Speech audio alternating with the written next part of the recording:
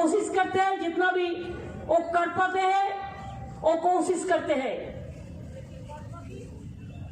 लेकिन बाद बाकी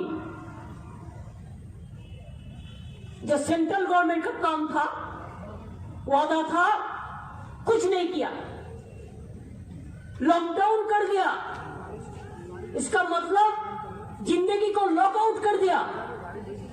लेकिन लोगों ने कैसे बाहर में निकालेगा इसका कोई भरोसा नहीं है।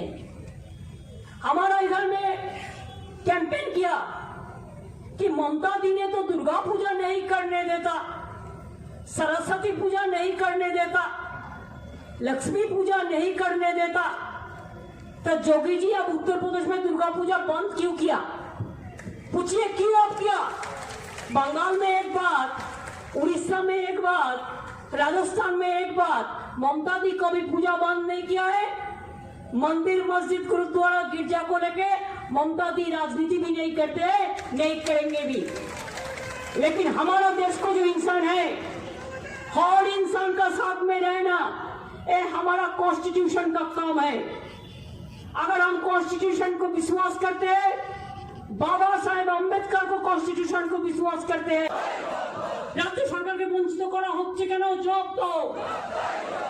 আরে বিজেপি লজ্জা, এই বিজেপি লজ্জা, লজ্জা লজ্জা, এই বিজেপি লজ্জা, লজ্জা লজ্জা,